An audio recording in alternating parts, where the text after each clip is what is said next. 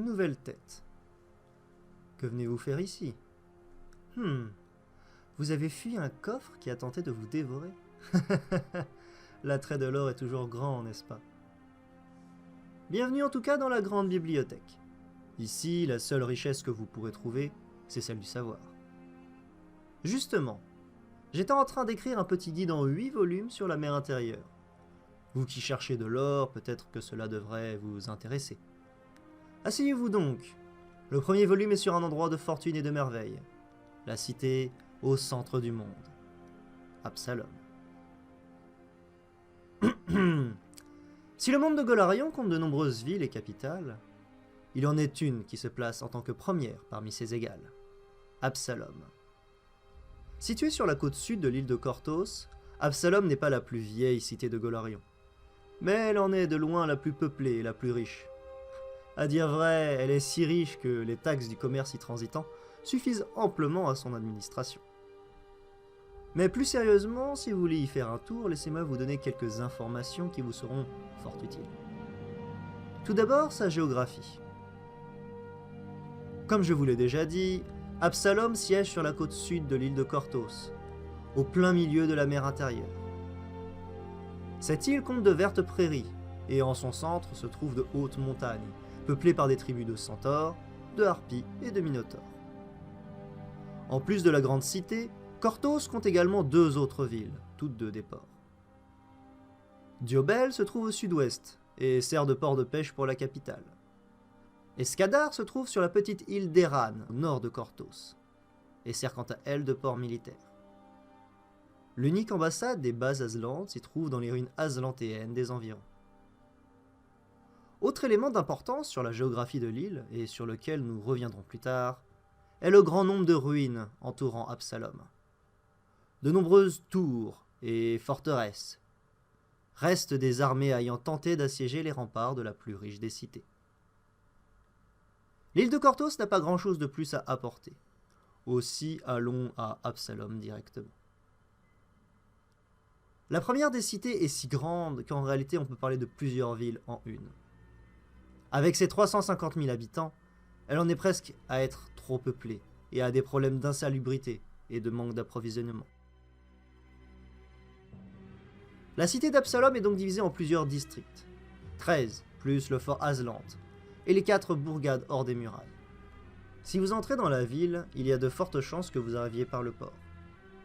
Vous pouvez également arriver par l'une des 4 grandes portes perçant les murailles de la cité, ou bien encore par la téléportation, si vous avez un ami magicien. Toutefois, nous allons commencer par le port. La première chose que vous verrez quand vous arriverez près de l'île Pilote est la forêt de mâts dépassant des eaux. Un labyrinthe de carcasses échouées et de navires de guerre de flotte vaincus forme la deuxième ligne de défense d'Absalom après sa flotte. Si vous souhaitez la passer, votre navire devra payer le droit d'entrée, afin qu'un pilote vienne guider votre embarcation parmi le cimetière des ex-futurs conquérants de la ville. Une fois cela passé, vous pourrez voir la deuxième forêt et sa plaine. Des tours, des maisons et des palais à perte de vue. Voilà ce qu'est la ville d'Absalom. Une terre cosmopolite construite sur le commerce et sur l'argent qui en découle. Les docks concentrent la majorité de l'activité portuaire de la ville. Entrepôts de riches marchands, entrepôts de grains pour la ville remplissent ses rues. À partir des docks, vous pouvez aller en suivant les quais, soit à l'ouest dans le quartier des Flaques, soit à l'est dans le quartier du Précipice. Ces 2 districts ont tous les deux été sujets aux éléments. Les Flaques portent leur nom dû au fait des nombreuses inondations qui le touchent. Situation qui a empiré à cause d'un tremblement de terre il y a une dizaine d'années, qui en a affaissé le niveau, engendrant la présence de lacs et de grosses mares un peu partout dans ces rues brisées et insalubres. C'est certainement le quartier le plus pauvre de la ville. Touché lui aussi par le même tremblement de terre, le quartier du Précipice s'est vu fracturé, de grandes failles s'y étant ouvertes, le faisant passer de district le plus prospère à ville fantôme en l'espace d'une journée. On dit surtout que les morts se lèvent durant la nuit, entraînant une fortification autour du district. Certains au conseil demandent sa reconquête, mais l'administration est trop occupée par des fêtes et autres événements pour vraiment s'en soucier. Si au contraire vous allez vers le nord depuis les docks, vous arriverez au district de la monnaie. C'est là que l'or, l'argent, les épices, les esclaves et tout bien de commerce peut être échangé, qu'il soit légal ou non. Même la garde de ce district est corrompue, laissant criminels et patrons du crime faire leurs affaires, sauf lorsque le regard du primarque se porte sur leur district. Encore plus au nord se trouve la cour des Ascendants, certainement l'endroit le plus spécial d'Absalom. Là, au milieu d'un gouffre sans fin, se trouve un pilier de roche sur lequel siège la cathédrale de la Pierre Étoile. Quiconque y entre et en réussit les défis peut toucher le fameux artefact tombé des cieux, et devenir un dieu, tel Aroden il y a 47 siècles. De nombreuses foules sont rassemblées autour du gouffre quotidiennement, écoutant les paroles de celles et ceux prêts à tenter le test. Encore au nord, et avant d'arriver au fort Aslan, se trouve le quartier de la Sagesse. C'est là que se trouvent la plupart des écoles et universités de la ville, ainsi que le palais du primarque et une bonne part des bâtiments de l'administration. À l'ouest de la ville se trouvent 3 districts. Le quartier des étrangers est l'endroit où la majorité des étrangers à la ville se trouvent. Cela est dû aux plus basses taxes pour eux que dans le reste de la ville. Bâtiment d'importance du district, c'est à cet endroit que se trouve la grande loge des fameux éclaireurs, une guilde d'aventuriers parcourant le monde à la recherche de mystères à élucider et d'artefacts antiques, les fameux Pathfinder.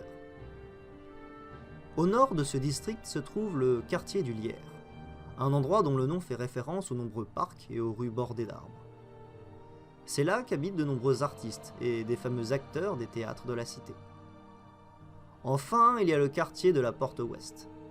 C'est une zone résidentielle, avec quelques échoppes dont les habitants se disent les gardiens millénaires des traditions d'Absalom. La garde qui le parcourt est une garde montée, chose assez particulière. Pour revenir à la zone ouest de la ville, nous y avons 4 districts. Au nord, nous avons le quartier du Pétale, juché sur une falaise. Plus riche des districts de la glorieuse cité, on y trouve de nombreux palais de l'élite de la ville, de ses plus prestigieuses grandes familles, maisons et clans. Mais surtout, c'est là que se trouve la plus vieille école de magie d'Absalom, le Collège des Mystères.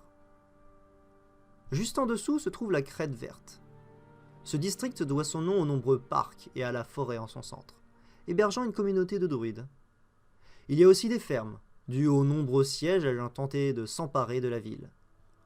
En somme, c'est le district le plus calme d'Absalom et le moins urbain. Encore en dessous se trouve le quartier des marchands. Si le district de la monnaie est le marché d'Absalom, ce district est quant à lui la zone financière. C'est là que toutes les caravanes marchandes venant du monde entier se retrouvent. S'y trouve également la cathédrale de l'horloge, une académie de mécanistes et de constructeurs de golems réputés. Enfin, dernier district est le quartier de la Porte Est. C'est un district semblable à celui de la Porte Ouest, mais n'ayant rien de particulier à son sujet. Bien, maintenant que vous savez tout de l'île de Korthos et d'Absalom, nous pouvons passer un peu sur son histoire. Cela devrait vous mettre au courant de la situation actuelle dans la première ville, et éviter de vous retrouver désarmé face à ses habitants. La première chose que vous devez savoir sur l'histoire d'Absalom, ce sont les conditions de sa fondation.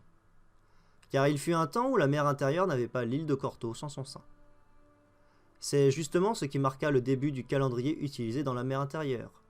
L'an 1 du conte d'Absalom est ainsi l'année où Aroden, après avoir touché la pierre étoile et être devenu un dieu, a sorti l'île de Korthos de la mer et fondé Absalom.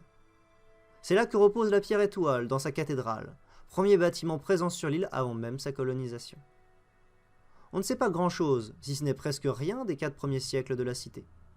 Le plus simple, afin de résumer l'histoire de la cité au centre du monde, serait juste de parler rapidement de chacune des ères de celle-ci. Ce sera donc plus un résumé qu'autre chose. On peut diviser cette histoire en 9 parties. Tout d'abord, il y a ces 430 années de départ dont nous ne savons rien. Vient ensuite sa montée en tant que joyau de la mer intérieure, entre 430 et 1307. Le commerce devint florissant, mais la population croyait qu'Aroden viendrait toujours à leur aide, jusqu'à ce que le blocus d'une flotte pirate leur montre le contraire. Vint ensuite la montée du commerce au-delà de la mer intérieure. En 1308, un navire d'Ixie vint mouiller dans le port, ouvrant le continent de Jade aux marchands d'Absalom.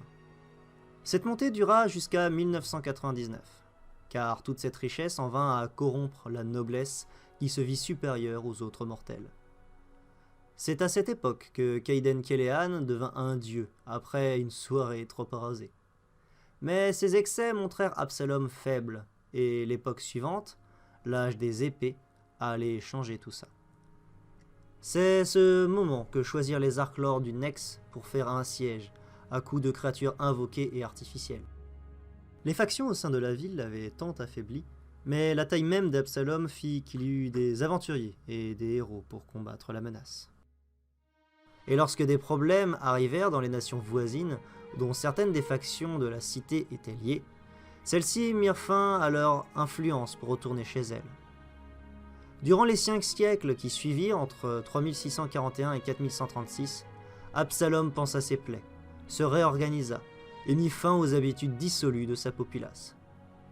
C'est à ce moment que Yomedae, paladin d'Aroden, devint une déesse. Cette remontée d'Absalom la menait toutefois vers le chemin de la guerre. Durant l'âge suivant, l'âge de Mithral, Absalom atteint les plus hauts sommets, mais cette montée fit peur aux Sheliax, qui prévint la grande cité que toute menace de sa part serait vue comme un casus belli. Elle ne recula pas, et le Sheliax s'empara de l'arche d'Aroden, avant de faire un siège devant la cité. Mais comme les précédents, celui-ci ne fut pas victorieux. Absalom retourna toutefois sur ses idées, et au final, c'est son influence commerciale qu'elle chercha à accroître. Toutefois, au lieu de l'âge glorieux d'Aroden, ce fut la mort du dieu qui arriva, et avec elle le chaos de l'âge des prophéties perdues, en 4606. La croisade contre la plaie du monde prit la jeunesse guerrière de la ville, et le chaos qui allait venir au fur et à mesure de ces temps de chaos allait mettre Absalom au bord de la guerre civile. C'est là que Gir arriva. Membre de la maison Gix, ancien aventurier, il leva une milice et empêcha la guerre civile qui menaçait Absalom. On le nomma plus tard Primarque. Et c'est depuis 4660 que Gir règne sur Absalom, lui ayant rendu son faste passé. Aussi, vous l'aurez compris, Absalom est un lieu de richesse, avec une longue histoire de guerre et conflits, contre qui la cité a tenu encore et toujours. Mais il vous faut savoir qu'à Absalom, encore plus que dans les autres nations de la mer intérieure, les complots et scènes de pouvoir sont encore plus nombreux. Car non seulement les locaux veulent leur part du gâteau, mais les États voisins, dont sont issus une bonne part de la population, participent aussi. Par exemple, le prince du Taldor pourrait devenir primarque de la cité, si un cas très précis venait à arriver. Et Sheliax, Kadira et Osirion ne sont pas en reste pour asseoir leur influence.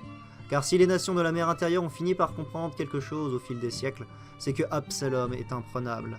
C'est donc par la diplomatie et la lutte d'influence qu'ils pourront s'emparer du joyau de la mer intérieure et de ses innombrables richesses.